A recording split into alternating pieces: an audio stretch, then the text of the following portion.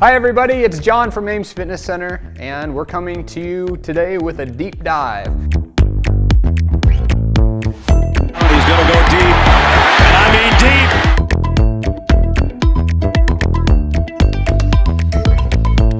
deep. Today I want to talk about having pain in the neck, either on the side of the neck or the back of the neck.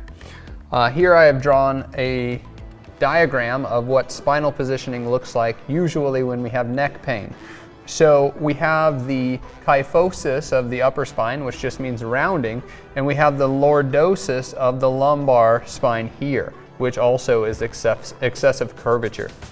Now, usually we don't have one without the other, and then we'll get pain through this area in your neck.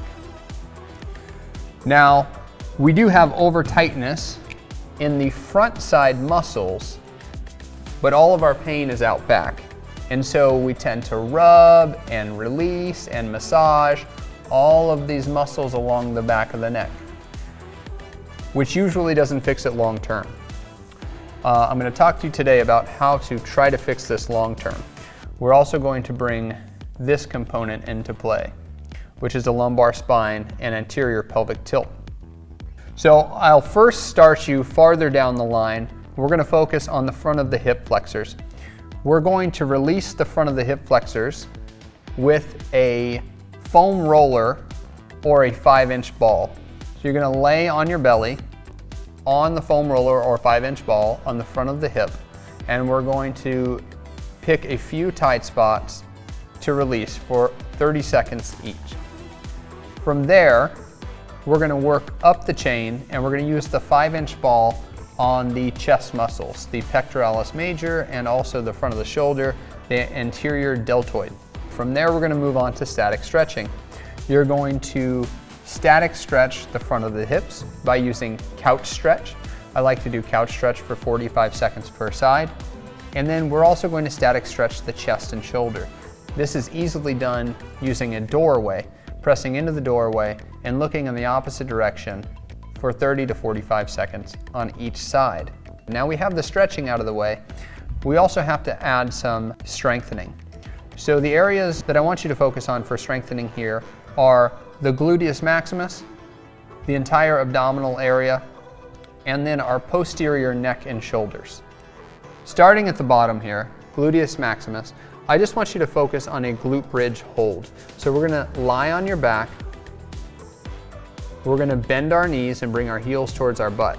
We're going to bridge our hips up in the air. We're going to focus on a posterior pelvic tilt. We're going to hold this top position for 30 seconds. And we're going to repeat this 3 to 5 times. From there, we're going to work to the abdominal area. All I want to teach you is stability. So we're going to work on a modified front plank, again focusing on pelvic tilt, posteriorly rotating in this pelvic tilt, and we're pulling our knees toward our elbows for 30 seconds.